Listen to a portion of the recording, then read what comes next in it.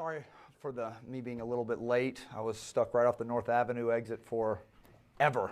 So, group of engineers, got to get the lights changed there, the traffic one. So, thank you. I take your time really seriously. You guys here on a Monday night, golly, what in the world is going on? This is quite good, especially, probably getting closer to finals, semester assessments and things like that. Glad to be here. It's really, really cool to be able to sit and talk with you guys tonight. Sorry again about the late hour. We're going to talk a little bit tonight, and take questions about the transcendental argument for God's existence. It's also called a presuppositional argument. I'll have a little handout for you here at the end. But this isn't a knockdown, drag-out argument for God's existence. Technically, it falls into a category of two. I haven't used a board forever. I always have a whiteboard, but it falls into two types of argument. Technically, it's a reductio ad absurdum.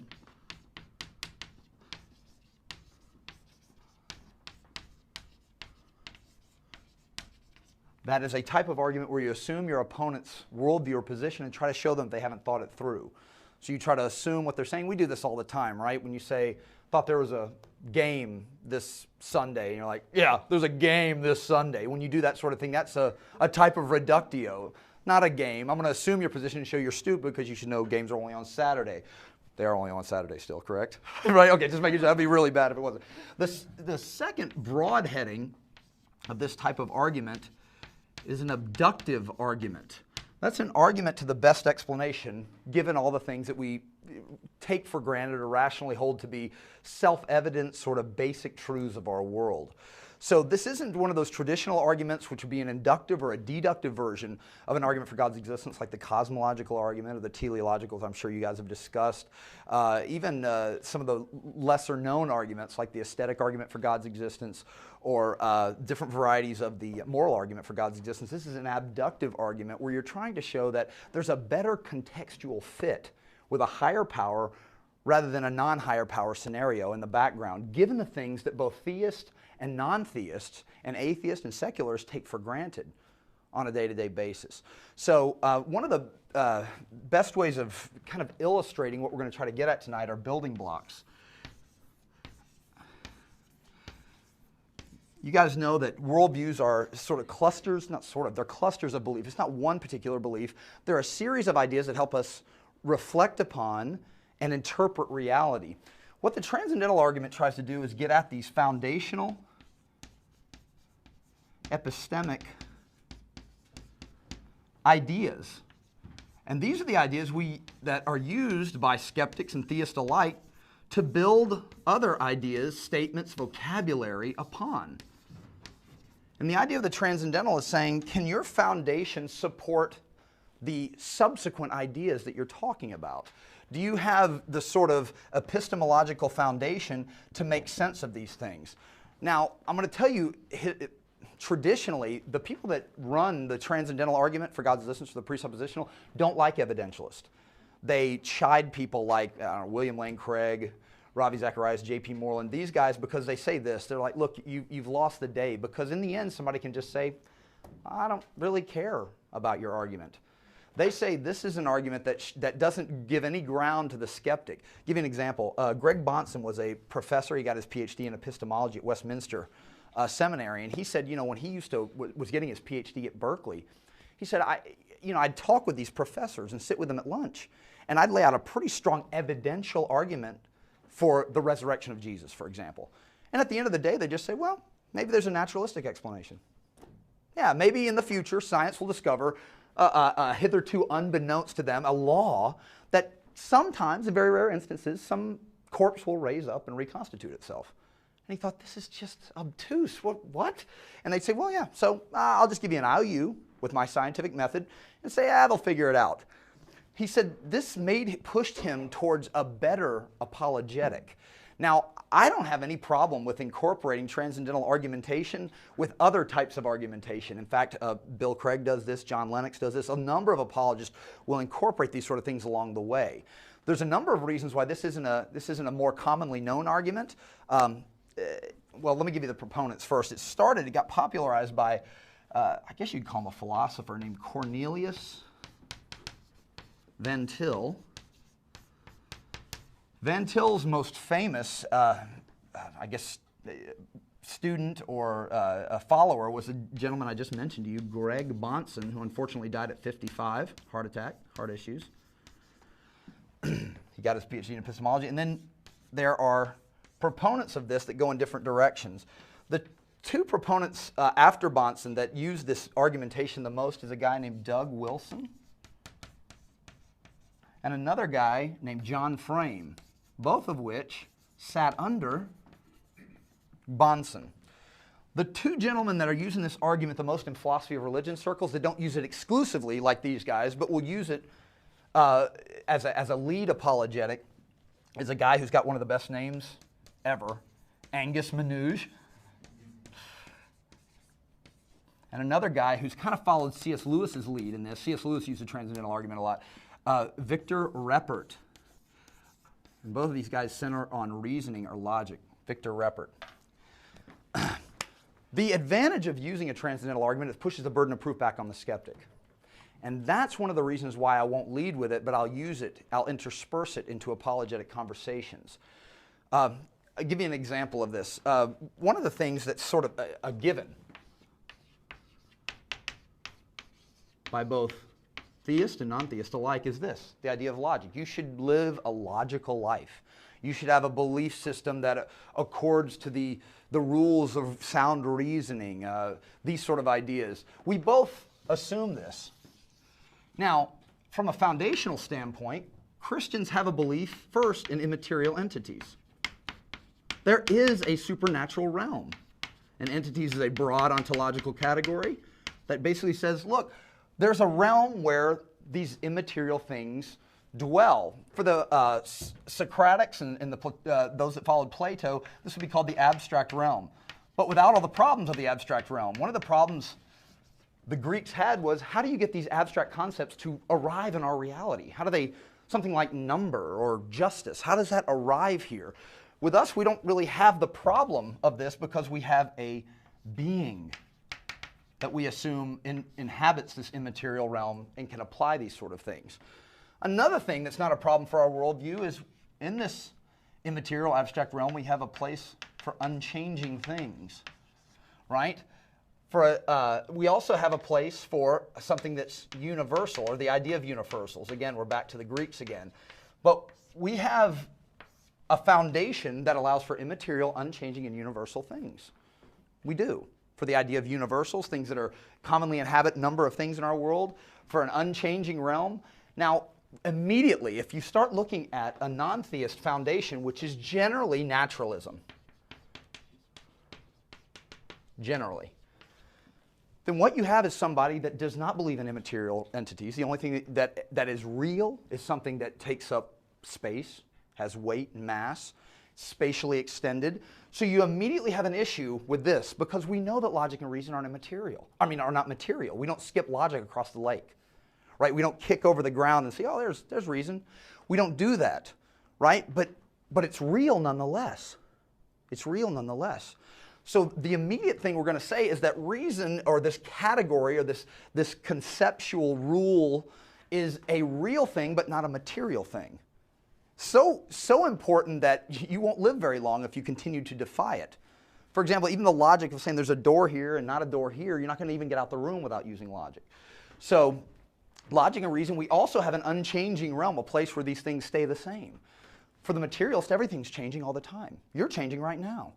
Your cells are replacing. This is a common sort of thing. So if you only have the material realm to work with, you have a constantly changing environment. And last, you have no place for universals either. Nothing universal. What is that? No. So you immediately have a problem with even this. So let me give you an example of a transcendental argument. If somebody says, you Christians are just, can y'all just be reasonable? What is that? What is that thing you just said? In my worldview, I have some of the foundational concepts that make sense of this word, about being logical and about not being contradictory and having ideas that comport with and are consistent with the rules of logic, modus ponens, modus tollens. We have that. What do you mean by it? Because it's even worse than this. Not only are you lacking these things, but what have you put in its place? Your origin story is chaos. right? Your origin story is accident. We're the lucky random accident, the collocation of atoms that just got lucky, which is the opposite of this. So in your foundation, not only do you not have these, but you put these in their place. How do you get here? This is the opposite of that. So what do you mean by reason? You can't even explain it to me. You don't have the conceptual categories for this to fit in, to build these vocabulary statements. Right up here. So they wouldn't even go, look, well, I'm very logical. Listen, there's a belief that they wouldn't do that. A transcendentalist would say, what is that? You're right. People should be logical. What is that in your worldview? In mine, it makes some sense. Given your worldview, what does it mean? And you can already see the reductio, and you're shifting the burden of proof. Now, the reason most people don't use this, or I won't use it up front, is it sounds like a dodge, doesn't it? You can do this with everything, right? You Christians are just, y'all are, I swear, you know what? Crusades, witch hunts, inquisitions, you're horrible. What is good and evil? I've got room for good and evil, right? I've got a standard bearer called God to differentiate between good and evil. I've got an immaterial realm for good and evil to inhabit. I've got a value giver in a supremely valuable being. What is that thing? What is good and evil? You can't explain good or evil, of which is the absence of good.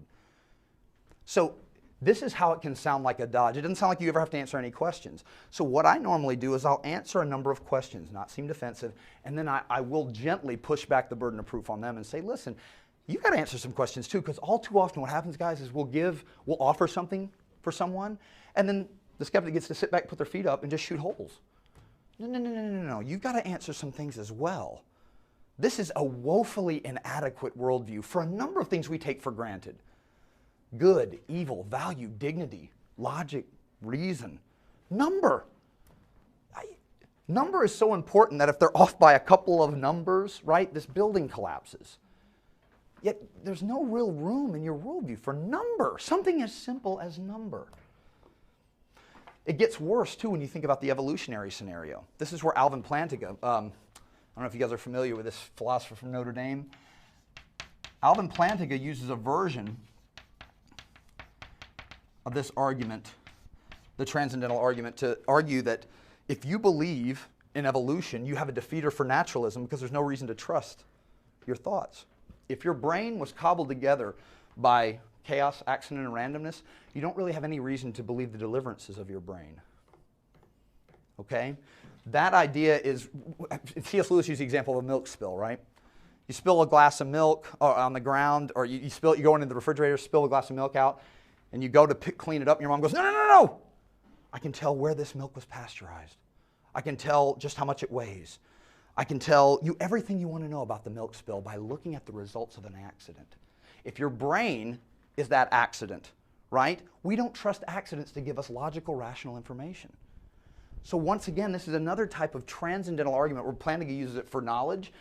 C.S. Lewis uses it for knowledge. It's the idea that not only do you not have room for these things, for some of the foundational ideas for this sort of conceptual construct, but you also replace it with things that are inimical to reason and logic. Same thing with number, same thing with consciousness, same thing with intellect. This is the idea. Now, a couple of the reasons you might not have ever heard of this argument. One is that it's complex. Right? It's taken me, and not complex in the sense you can't get it, but it takes a while to set up. And guys, we're increasingly in a world where people are less and less prone to thinking. This is a tough one to get on the table. You might need a dry erase board or something. But the idea is it's a little hard to lay out initially. Second reason is it sounds like a dodge. Right? If you can't answer any questions, you can always depend on the transcendental argument. You just kind of, well, I'll just hit the question back to you, right? Like a good Jewish businessman, you'll say, okay, you answer a question with a question. Jesus did this, rabbi, right? So you just kind of keep asking questions, right? Somebody's like, what about, I just can't believe this. This whole idea of God is incoherent. What is incoherence? That sounds like an appeal to logic or rationality. That makes sense in my worldview. Does it in yours? I'd love to hear this one. This is going to be awesome. Tell me how what is this? One example of this, when he was at the University of Nevada, Las Vegas, a Christian philosopher, he's now at Baylor, a friend of mine named Francis Beckwith. I want to get his first name right. I always call him Frankie Beckwith. But Francis Beckwith did a debate once on the radio over an unrelated social issue, and the woman he debated was a woman who taught at UNLV. And he did pretty well. She started crying on the air, which wasn't good. And so her dad called a year later and said, look, I'd like to debate you down in Mississippi. I'm the head of the Secularist Association in Mississippi. I'm a very successful attorney. And let me just tell you, I've debated 2 pastors already. Never debated a Christian philosopher. I debated 2 pastors. I did so well against one of them that he tried to cast a demon out of me in the middle of the debate. Second one, he goes, look, just know this. I'm very familiar with traditional arguments for God's existence. So Beckwith actually led with this. And this guy didn't have any idea what to do with it. Not a clue what to do with it. He said, first he said, well, okay, logic's imaginary. And Beckwith goes, okay, I make up God exists. I win the debate. I imagine that.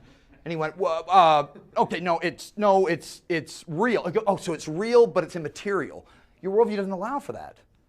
Well, it's and so the guy just spun, right? Spun around, and he eventually just went, okay, you got the problem of evil. He just kind of sort of retreated to this. You still got the problem of evil. And he said, look, Mel, you can't even tell me what good is, right? Thank you for giving me another argument for God's existence by even mentioning evil. You don't have a category for a value giver, why this swarm of atoms should be more valuable than this swarm of atoms. You don't have a transcendental standard for right and wrong, good and evil, to adjudicate these two. You can't even tell me this. So, even if I grant it, you're borrowing from my worldview to make your point. That's the idea. It basically, in its most basic form, it's just saying this. Do you have what philosophers call comportment? Do you have a connection between your beliefs? Does what you believe down here comport with what vocabulary and ideas you're using up here? Cornelius Van Til had a number of interesting visual aids for this. He goes, imagine a child that's, the only way he can reach his father's face is if he sits on his father's lap and he slaps his dad. But the only way he could do that is by sitting on dad's lap. It's the only way he could reach his face. And the idea is, it seems as if they have to borrow our conceptual categories to make sense of their critique of us. Now, here's where I don't like this idea. The people that are the most ardent about the transcendental argument don't like evidentialists. They don't like using any other type of argument. It's like you're cheating on them or something if you use an evidentialist or a classical form of argument for God's existence. No, don't you use this one alone. Second, they think this is a silver bullet to defeat all comers, and it's a powerful argument, but it's not deductive. It doesn't give you certain conclusions by way of true premises. It's not even inductive. It's not a silver bullet. By the way, it doesn't get you all the way to the Trinitarian God, not by a long shot. You guys understand that, right? It doesn't get you to the Jehovah in the Bible. It just gets you to a transcendental point of reference to make sense of these things, okay? So the idea here is just another way of using this sort of thing. But let me give you tell you just how powerful it is.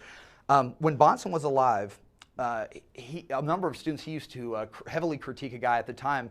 He's still a pretty popular philosopher, anti-theistic philosopher. His name's Michael Martin. He wrote this doorstop called A Philosophical Justification of Atheism. What a creative title. And it's basically Bahnsen used to rip it all the time, so he did a J term. And he said, all right, we're going to record this. Some students in class are going to record it. All week we're just going to analyze Michael Martin's book. So he took to task a number of Michael Martin's, basically the whole book is him taking traditional arguments for God's existence and trying to find holes in all of them. And one of the things Bahnsen said is, notice whenever he gets near something that sounds like a transcendental argument, do you have something to justify your foundational presuppositions? He runs for the hills. Well, Martin heard about this J term. It was circulated online for a little bit in the mid-90s, right after the internet got up and running and got going. It got pretty popular. And so Martin challenged Bahnsen to a debate, and he used transcendental the entire time, the whole time, just mopped the floor with him. So it can be a powerful argument. I don't like the fact that most proponents say you can't use anything else. These guys don't, this epistemologist and Christian philosopher. But these guys, Wilson and Frame, they're very good at it, but they don't like using anything else because of what I mentioned to you earlier when Bahnsen said he approached this professor and he said, it could be a naturalistic solution. He just sort of passed off the resurrection as if it wasn't even important. So he said, you can't do that with this. right? You can't do that. Now, some people argue, look, the very idea of a presupposition or a foundation means there's no reason for it. That means some would say it's essentially a tautology, these presuppositional beliefs. The reason they're called presuppositional is you don't have a justification underneath them. You can't keep going, right, in an infinite regress. But here's the thing, if it is a circle, and these are all circular arguments that you begin with, the question is, and it should be asked, which circle makes better sense of vocabulary and ideas up here? That's a fair question to ask. Are you working against your foundation, or are you working with your foundation? It's like these atheists that write these tomes on meaninglessness, expecting you to read their books meaningfully, right? You just, okay, I'm at the end of it. Why did I even read it? Another issue of free will, right? I mean, Christians have, or some Christians have a pretty robust idea of the freedom of the will, or the fact that you have an authentic volition, that you are responsible and can be held accountable for things that you do. That makes very, very little sense in a purely physicalistic world. So again, how would you use a transcendental argument? Somebody says, I wish you Christians just wise up. I can't. I'm biologically determined. Maybe I'm a genetic moron. So in which case, you should never chide me. It's like making fun of somebody that can't walk or something, right? I'm biologically determined to not choose your position and to be irrational, whatever that means in your worldview, but we'll get to that later. But the point is this, I don't have a free will to choose between the two. I'm totally determined. I am. It's input, brain, spinal cord, output. I don't have a choice here. Neither do you. This is why one of the things, when Dr. Craig was analyzing Hawking's latest book, The Grand Designer, which is supposed to be a play on words, in the book he says, there is no such thing as free will in a physicalistic universe. I am a physicalist. This is what both Mlodinow and Hawking say. And he goes, so you had no choice in reading this, agreeing with it or disagreeing it, or me writing it. So why read it? You've undone the reason for me even picking your book up. There's no point. And if I disagree, I'm not authentically disagreeing. It's just my biochemistry. Do you see, transcendental arguments kind of goes after these presuppositions. Say, well, what do you do with consciousness, free will, good and evil, right? Logic. Just all the things that make life worth living. The thing we write poetry about, the thing we watch fiction about, the thing we go to movies about, all those things, not there. But you're assuming they are when you talk to me like this. So this is the idea. It's complex. It can be seen as a dodge. It doesn't get you all the way to the Trinitarian God. It doesn't get you all the way to Jehovah by a long shot. I don't know why I keep pointing over there. I guess in my classroom I have a Bible, a stack of Bibles here. But anyway, so over there. So yeah. So this is a type of argument that says what has better fit, a higher power with all these things that we both take for granted, or no higher power in the background, no transcendental person that gives us the ability to think thoughts after him, to use language, to be responsible and accountable, to be free, these sort of things. Which one makes better sense of that? And you can see, and there's plenty of apologetics books out there where they lay out these sort of things and say, here's some things we all take for granted, whether a skeptic or a theist, whomever, anybody. And which one makes better sense? Higher power in the background or not a higher power? And sort of like, for example, consciousness just emerging. Right, we have matter, time, space, and matter being ultimate, being the uncaused cause of all things. How does that get you to consciousness and intelligence? I don't think this thing is generating consciousness. Maybe we can't detect it. See, there's that dodge, right? But the idea is, what has a better conceptual fit given the things we both take for granted? And I would strongly suggest that you guys utilize this sparingly. Not because, here's why, you don't want to come off like you're just bombing someone with verbiage and jargon. Second, it can look like you don't have any answers at all, so you're running to this, well, says who, right? So I usually will answer questions, but always bring them back. Always bring them back to say, now you've got to answer some for me. Help me understand these connections. I'd like to understand these better, and that's polite. But the idea is, you're not required to sit there and just shoot up ideas and have them shot down. You're not required to do that all day. Everyone has a position and they need some sort of justification for the position. In the end, it's just saying, doesn't this worldview commit you to a type of relativism that can't be overcome in every category, epistemological relativism as well as moral relativism? In which case, you're going to have trouble even using language at all. Right? The grand says who? You say who says who. You can continue to appeal to that. So I do have actual syllogisms to give out to you. where there's a weak and a strong form of this argument syllogistically, just so you would know. The second one is a weaker form. It's a little more probabilistic, but it has pushback in the idea of what you could, how a conversation like this would go to help you out. But some of these would be helpful just to go over if you're interested in this type of argument. If you want to get maybe the best proponents, but again, they're the ones that say you shouldn't be using any other type. Bonson's not bad, Van Til's not bad, all these guys, Wilson and Frame. These guys, you can find things online by Reppert as well as Manouche, and they both center on reason and consciousness. They say, look, it seems like a higher power that's a supremely conscious and intelligent being in the background it's a better conceptual fit given what we think about consciousness and matter. Well, let me go ahead and give these out to you guys. You can have them for the road, the strong version and weak version. I don't have time to put the actual syllogisms up on the board. They're a little bit lengthy, not too bad. I think both of them are, yeah. One's a 3-part and a conclusion, the other's 4-part and a conclusion, which is manageable. But like I said, I think these are really, really, I think it's a valuable way to go. I think I may run out, may have to get more, but 3, 4, and 5. Well, yep, I am out, so we'll have to go make some more copies if we can, or I can send it to you. I can get your emails. But the idea is just with the transcendental argument, the reason they call it presuppositional is it's trying to get at these foundational building blocks. You should. There's a guy who's got an online presence. He always goes out and talks. He lives right near the University of Georgia. Don't boo at the same time. But this guy is named Cy ten Bruggencott. His name weird. We're getting into some crazy names tonight. But Cy says, "Oh, I failed. All the evidential and classical apologetics don't work." That's completely erroneous. But he says they don't work. So I just use this one. It's better. And this is the type of illustration he uses. He goes, "Why teach someone if someone comes in here with a gun, right? And they have 15 rounds in it. Why teach them to do 15 acrobatic trips to dodge all the bullets? Why not just teach them to take the gun away?" So that's the way he frames it. He thinks classical and evidential apologetics is learning to do all these flips to get out of the way of bullets that are heading at you. When he thinks transcendental or presuppositional, just takes the gun away. So he uses that exclusively, and I got to tell you, you ask people at Tech, like philosophy professors I have talked with, non-theistic philosophy professors, agnostics, they think because he leads with this, it sounds like a dodge. It sounds like he's just trying to dodge getting out of answering questions concerning Christianity and conceptual coherence. Now, it's interesting, both the professors I've talked to don't have an answer for his transcendental challenge, but the point is they do think it sounds like, because he leads with this and continues with this, it does sound like a dodge to him. Another illustration, last one, used by Van Til was, imagine you're in medieval Spain, right? And somebody comes up to you and describes to you in great detail a flashlight. Now you're going, there is no way. I don't have the conceptual categories for this sort of thing. So you start thinking about the possibilities of flashlight that night, and you get up and you start writing about the possibilities of what they describe as a flashlight in medieval Spain.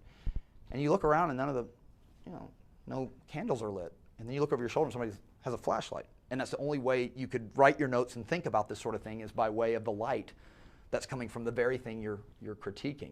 That's an idea. That's another way Van Til tried to say, look, the idea, God is the one that illuminates this sort of thing. This is why C.S. Lewis said, it's not so much that I believe in God because I see him, it's through him that I see everything else properly.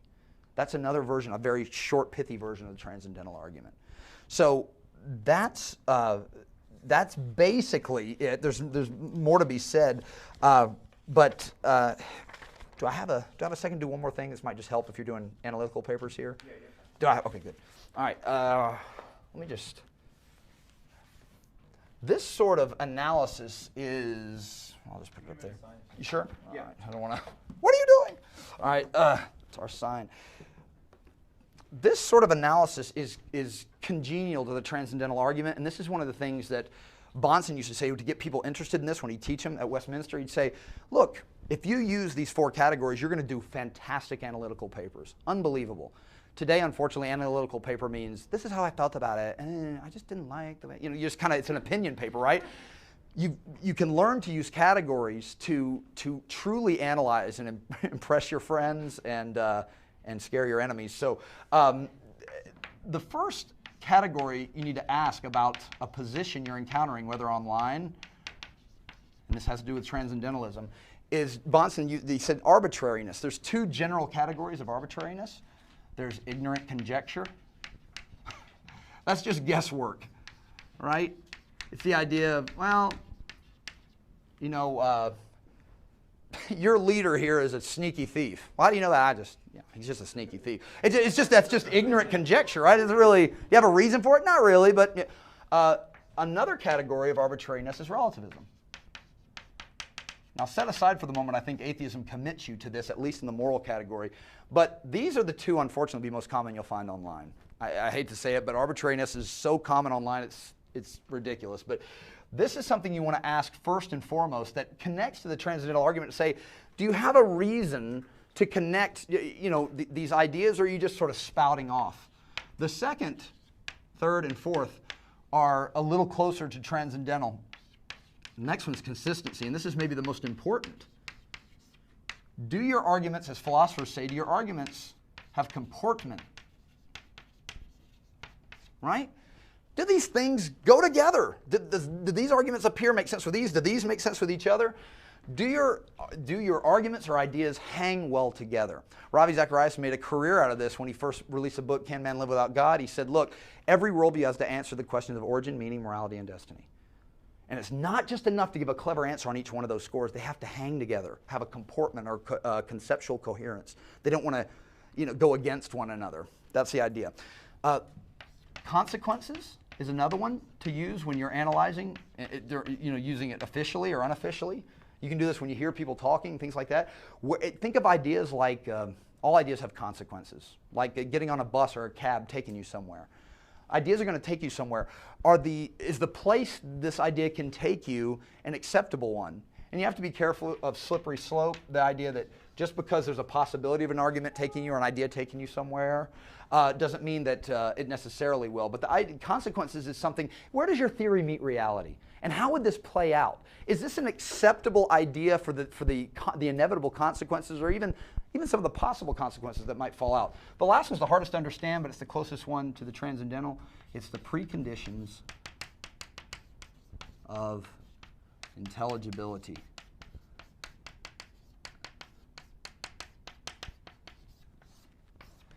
Do you have the proper foundational concepts to make sense, intelligible sense, of your language and ideas at an upper level?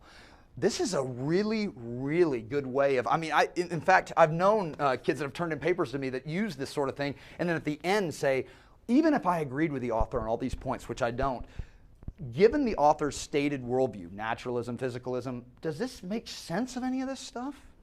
Maybe this, but these and some of the ideas stated in the article?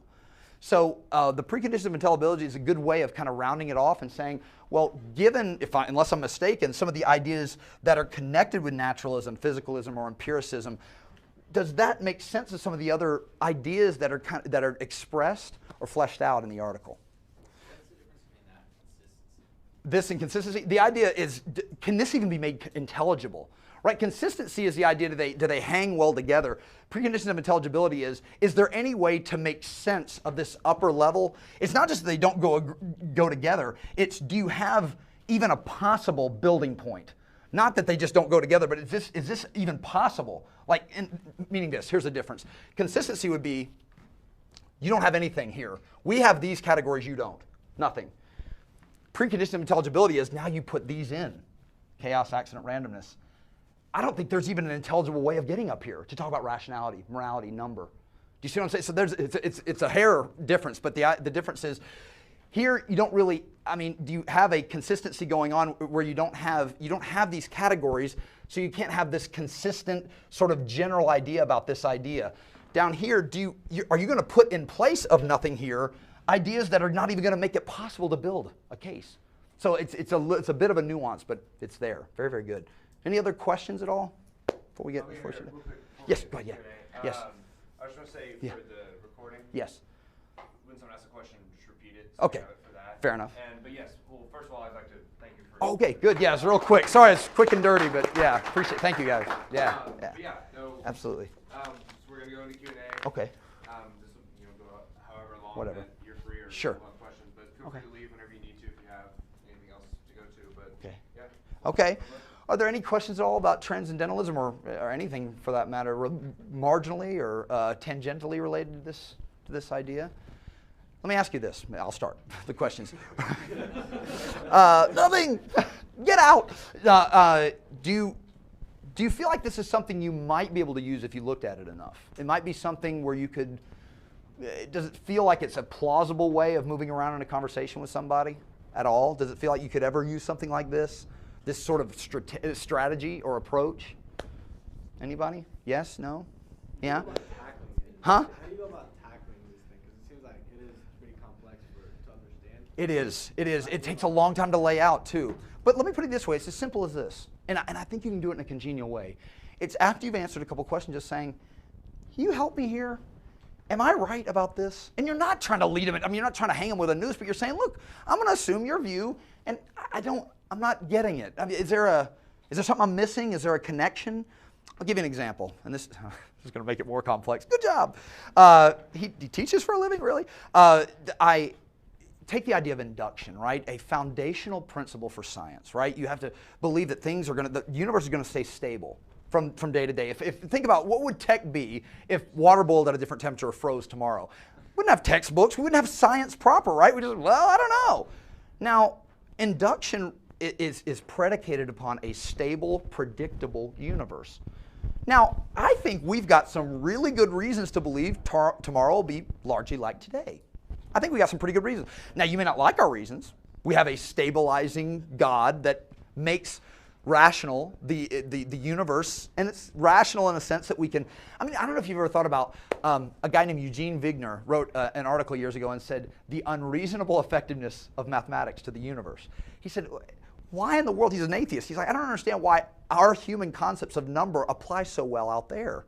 We're not out there, at least we don't think we're out there, so why does that work out there? We have a really good reason to believe that we have a being that sustains and created and set the initial conditions for a rationally intelligible universe that's sustainable, that sustains itself and is stable. Now, look, this is your foundation view. Now, somebody might go, well, here's why we think the sun will come up tomorrow, or the water might boil. It's done that, right, for a long, long time. But if you're an astute philosopher, or even can think marginally, you know that's a circular argument. You're appealing, right, to probability to justify probability. You're appealing to the thing you're supposed to be helping explain to me, especially given this. Don't axioms always have to be Tautological? well? Yes. All axioms are circular. They are, and that's what I was trying to talk about here. And the question is this: if you're not going to put anything in the place, or this sort of thing in the place, which circle makes better sense of what we assume to be true? You may not like the fact, you may say, well, now you're talking about faith. You've got a God there that stabilizes. But the idea is, well, at least that's better comportment and consistency with what we take to be, predictable, stable. I have a stabilizer. You not only don't have a stabilizer in your axiom, you've got this, which seems to be the opposite of stable. The very opposite of it. So help me. This seems like something you have to have for your religion, science.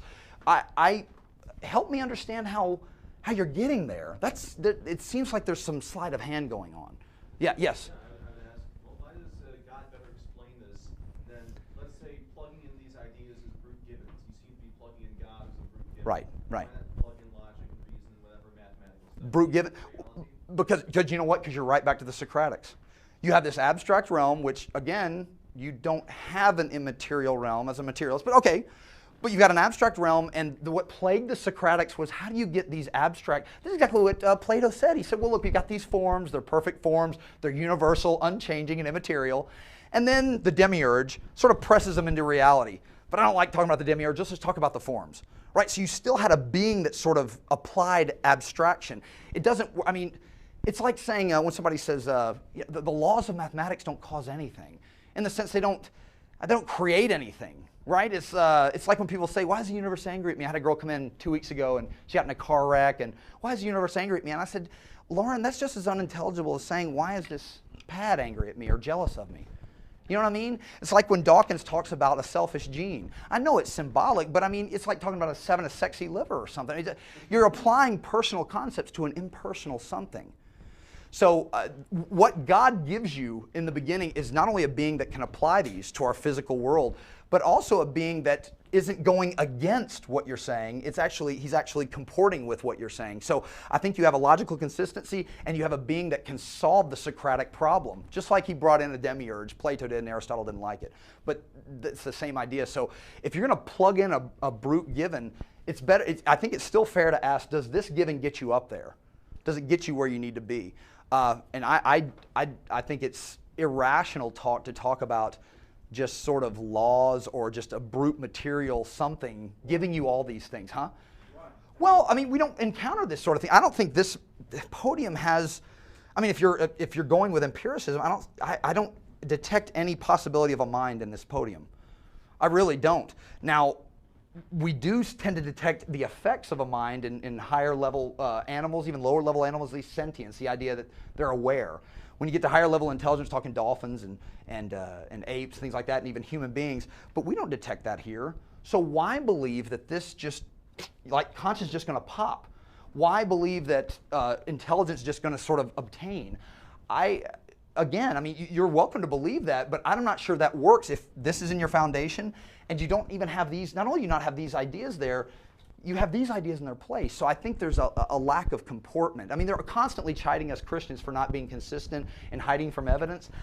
I think this is a great question to ask. I mean, again, you're more than welcome to just plug them in, but there's still a question of why. What's the, how are you getting from there to there? I mean, especially, it's not just, plugging them in and saying, okay, I'm going to say there's an immaterial realm and an unchanging realm, and where universals are there, and the things that just have this, like redness and things like this. Well, you still haven't answered the Socratic question, and that isn't. You don't just have a lack of something there. You've got something else plugged into its place that I don't think makes sense of higher level ideas and arguments. Well, it's not as if chaos, accident, and randomness are the only things they plug in at the Sure, bottom. sure. What else? So I feel like you're being a little unfair. Okay, fair enough. Well, if I'm creating a straw man, help me. Well, because those might be the supposed drivers for change. Yes. But, which gets to questions of origins. But Sure. it doesn't. There's lots of other things that are self-evident. Okay. Laws are self-evident. Sure. Physical laws are self-evident. Laws of chemistry are self-evident. Okay. So all of those things. And then to say that a naturalist doesn't have a box for immaterial things like logic and reason. And other things, but yeah, but we'll say material. We'll stick with that for now. So I think is a little unfair. Okay.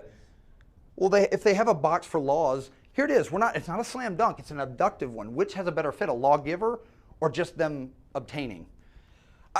I think even if you go to mathematics, this is an extraordinarily improbable thing that would just happen. Just like Wigner said, an atheist. Why do mathematical concepts just connect out there? It's just, I mean, they just do. I mean, you'd have to say that, which begs the question, look, what is the best fit, conceptual fit for these things? Even if you grant them, does a lawgiver make better sense? DNA code, coder, no coder. Fine tuning, tuner, no tuner. But now you're back to evidence. Okay. Well, yes, but you're asking about conceptual coherence. Does this make better sense? Well, you're never going to get away from evidence. The Transcendentalists, that's another critique of them. When they say you can only use a transcendental argument, they're going to appeal to evidence at some point. You have to, or else that's part of arguing. But I think the question is best phrased as, look, what has a better fit? I mean, you're more than welcome to say, oh, look, I'm all about the pop theory. Things just happen. That's fine. But I don't want to hear about then that I need to make myself be logical and comport to your axioms that you're not even sure where they fit, why they're there, what they're doing there, why I should do it. You don't have a box for free will. If you're a strict physicalist, you don't. Now, there are some people I've met that are non-theists that say I have an abstract realm. They'll at least bite that bullet. But you still have the problem of applying these immaterial entities. Like I said, the laws of mathematics and chemistry haven't created anything. They're observations by us. They haven't created anything. It seems odd to even talk about a law creating something rather than be an observation of an event. So that's where I think there's a better conceptual fit with a super personal, intelligent, powerful being in the background that makes sense of these sort of things, a better conceptual fit than him not being there. Yes, right, yes. Why do you presume chaos, accidents, randomness are abstract concepts in the first place? Well, indeed, but the idea is that there's no real rhyme or reason to these sort of things that we see going on.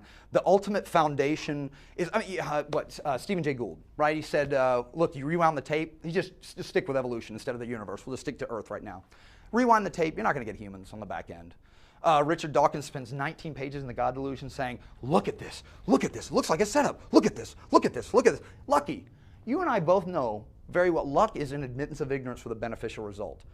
This is one of the most known atheists on the planet saying, it just worked out, right? And appealing to this sort of ridiculous, sorry, there's no other way to say it, that, well, you're here, aren't you? Well, then of course it had to be this way. That's the most absurd, that's not even answering the question. You're supposed to be one of the better thinkers on the landscape. Yes, these are abstract concepts in the sense there is no physical chaos, right? But this is an effect that you see, and it's supposed to be, this is the very thing that's supposed to birth all of this. A lucky accident, a happy accident, chaos. Francis Crick says this. A number of proponents of naturalism say this. As far as, just so you know, I'm not creating a straw man with a free will argument, look at somebody like Ned Block or other philosophers of mind and neurophysicists. They'd say this very thing. When Craig was debating at Notre Dame, Sam Harris, he said, look, Harris, at the end of your book, in one of the footnotes in the last 3 pages of the book, you say human beings don't really have free will. So the game's up. What are you talking about morality? We can't choose either one. We're just biologically determined, whether genetically or environmentally, either Skinner or Crick. Either way, we're done. So it wasn't a real transcendental argument, but he was saying, look, if you really believe this as part of your foundation and you're going to espouse it, what's the point in talking about the moral landscape, right? Don't point to Christians and say they're being immoral, just say they're being biologically funny. You can laugh at them, right? We can laugh at you, but we can't change it no more than somebody can change the fact they can't get up out of a wheelchair. So I would just say, though these are abstract concepts, you're absolutely right.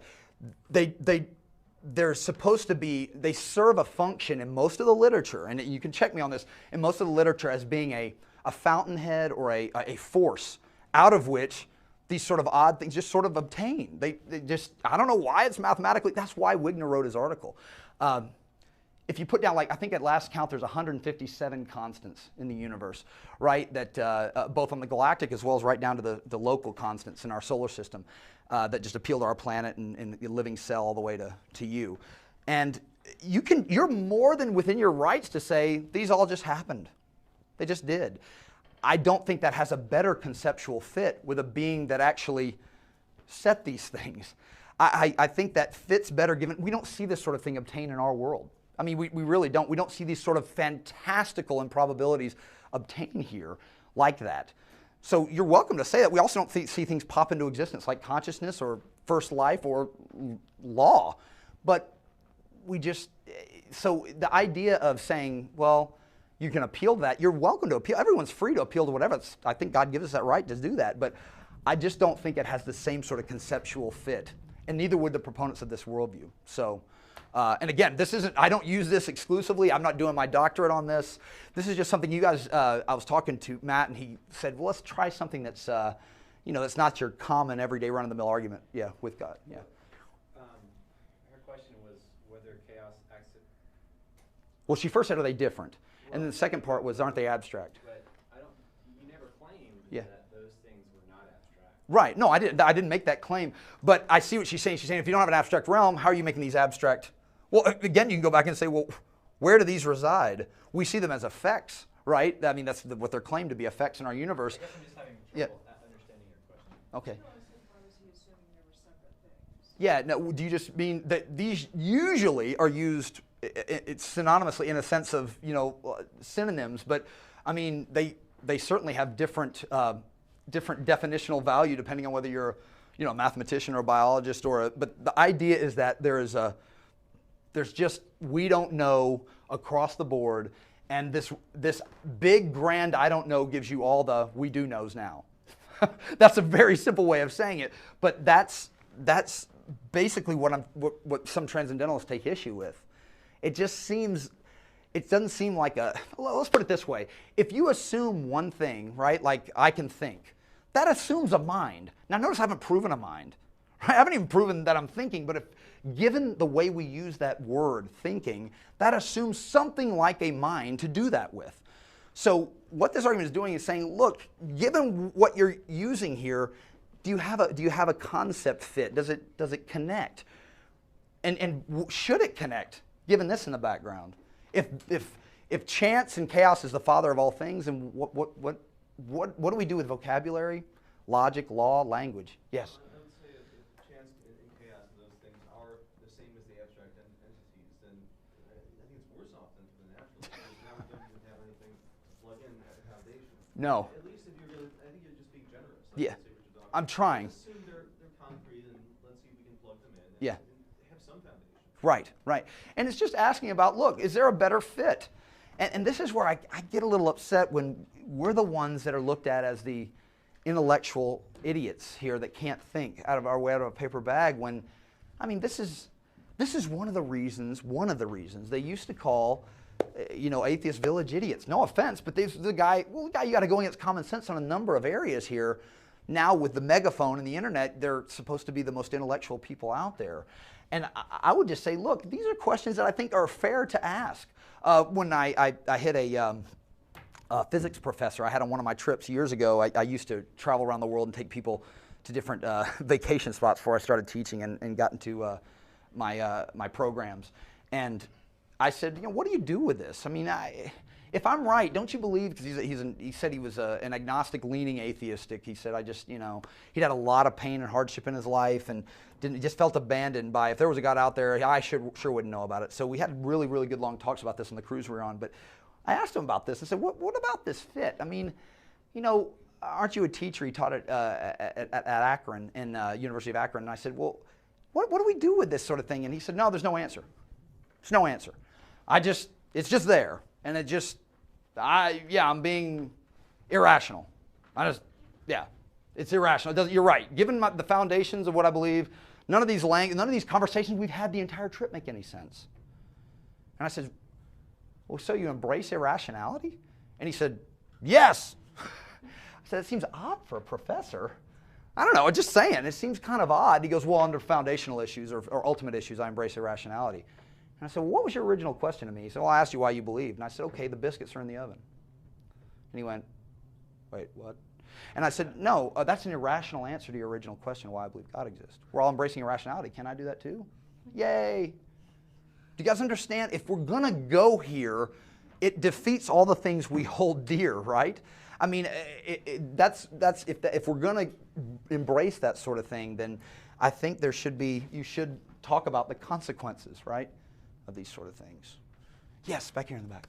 Are you asking them if they have an absolute, or?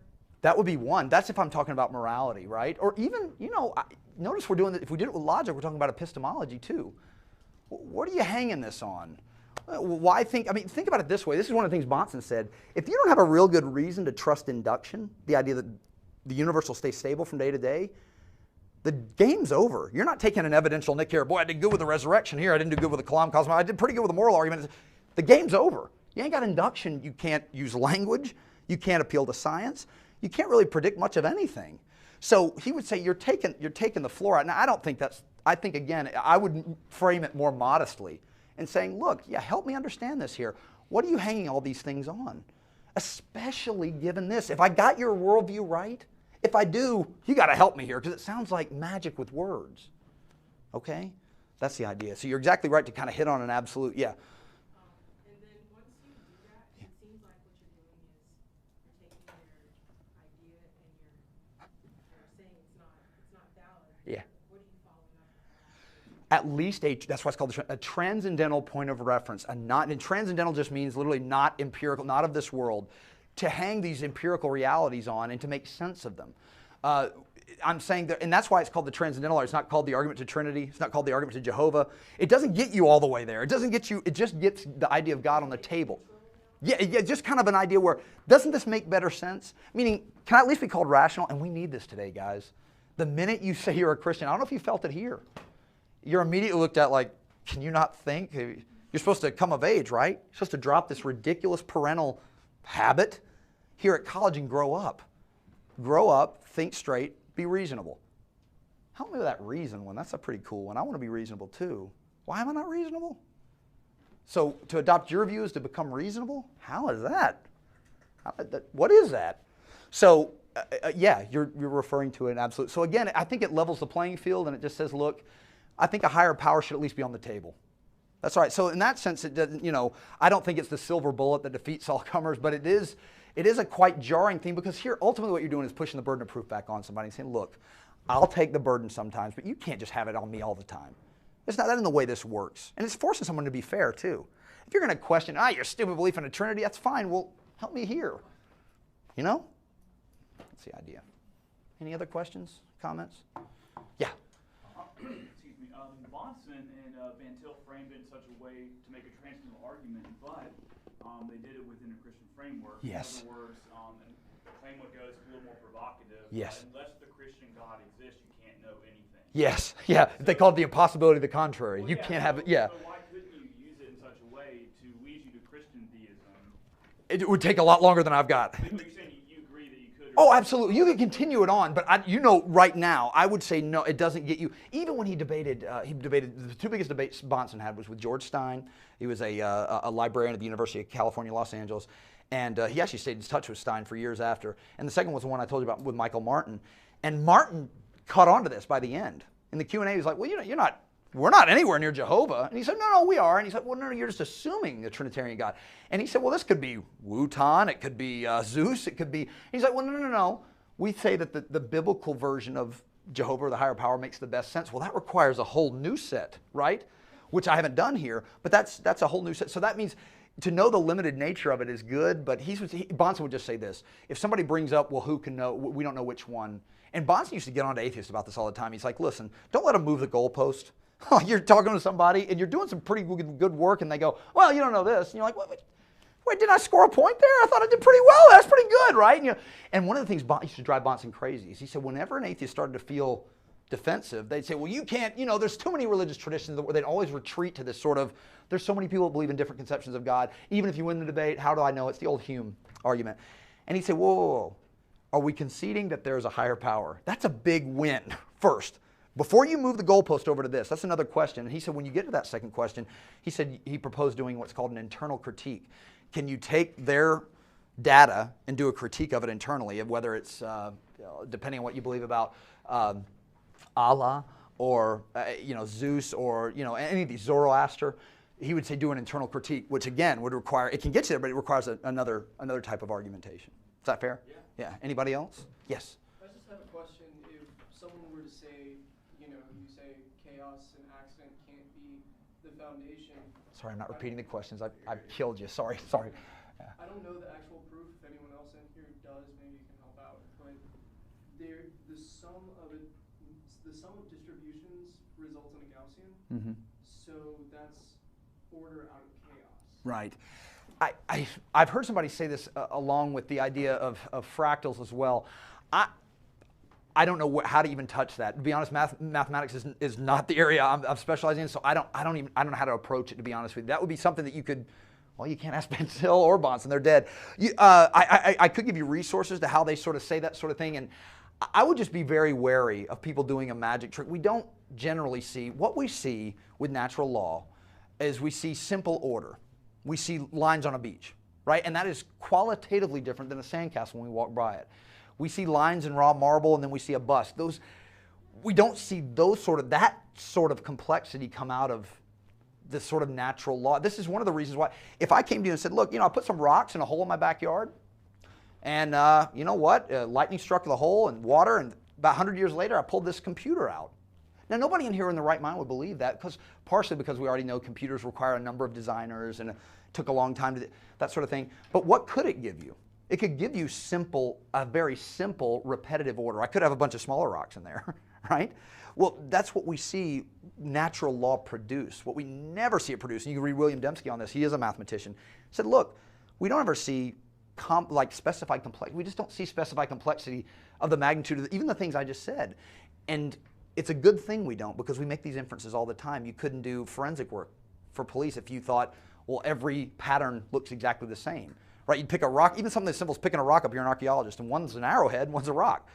Well, how do you, I mean, well, there's a specified complexity here, there's a sort of a simple repetition here, and that's how they're able to, so, I mean, you could do all these sort of things. Forensics, law, it has implications across the board. We use this all the time. So I don't know how to specifically speak to what you're talking about, but I think that I'd be really wary of getting something out of nothing or the type of order we're talking about out of chaos.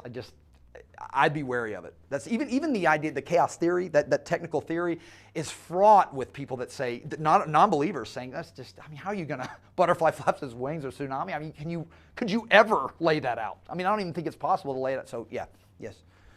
Well, most of the scientists I know typically believe that the world moves from simplistic to complex. Mm-hmm. So therefore, it is completely plausible that chaos can produce a very, very small amount of order Right. that resulted in everything we see around us, because it moves from simple to complex. Well, I would just question that move is how I'd approach it. I'd say, look, we can see in our world and even in the universe, we can see a simple order being produced, but nothing like the level of complexity, for example, you see in DNA.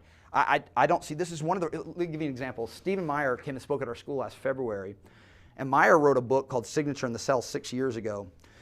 Just recently, an atheistic philosopher, gosh, I'm trying to remember his name, European. It's not A.C. Grayling. But he said, look, he basically sent out a blog to the atheistic community. He said, can somebody write a rebuttal? Basically, it was a book. I mean, the thing was a tome. I mean, it's just absolutely thick. And he tried to cover every naturalistic alternative to making sense of this level of specified complexity, this level of it. And nobody, it's still an unchallenged book. In both, whether it's mathematics from an atheistic perspective or biology from an atheistic perspective, it still is, it stands as an unchallenged book in regard to this level of complexity. Meaning, even if you have a trajectory where, I mean, look, you see simple order when gravity pulls water down a bathtub tube, you see those lines in the whirlpool. But that's a long way from that, from DNA, from the interior of a cell, a long way. It's almost like the Miller-Urey experiment. You guys have heard about this, the experiment where they produced aminos over a 2-week period. You're just a long way from the type of complexity that you're going to need to make your case. So I don't think it's enough to say, well, we see a type of order that sometimes comes out of chaos. For example, take C.S. Lewis's milk spill. Well, certainly there's a simple, somewhat order. You could see certain sides of the milk spill. Well, those look similar, right? There's a bump here and a bump here. There's a bubble here and a bubble here. Well, that's fine, but you're not going to get the type of information out of it that you need that would make sense of like where the milk was pasteurized, why it formed this shape, why you dropped it in the first place. These are all the things that you allegedly can say about your brain. Your brain was the result of chaos and randomness, and now it's supposed to be allegedly giving you very complex and accurate information about its origin. That to me that's a big whoa. And one of the you're making a leap there or an extrapolation that I think is unwarranted, but that's how I'd approach it. So, and I'd also say, hey, well, produce some examples empirically, if you're a scientist, of, and again, you try to do it with mathematics, but of chaos producing the type of order we're talking about. Or even just say this type of order happens and then there's a belief or a reason to believe the trajectory is going to end up with the type of astounding complexity. The most complex thing we've ever laid eyes on was at the inside of a cell. Nothing trumps it in complexity. And we're supposed to just believe that just came together. Given enough time, it comes together. I don't know why. I don't have any reason to follow that line of logic. I don't, unless I just want to keep God out of the mix. If my only reason is just to keep the deity, like Richard Lewontin says, to keep the divine foot out of the door, well then certainly I'll embrace just the bare possibility of this sort of thing. And there's a difference, you guys know, between possibility and plausibility, right? There's a lot of things that are possible. It's really what it's about, what you're learning about is plausibility. All right? I think I'm going to make my escape, so thank you for your attention. I can send this to one of your guys if you want a copy of the syllogisms, as you can look at those on your own, make for great weekend reading. But I appreciate you guys' attention. I do take it very, very seriously. I'm sorry I was late, and thanks for your time. Thanks, it was really good. It's good stuff. Thanks, appreciate it. Yeah.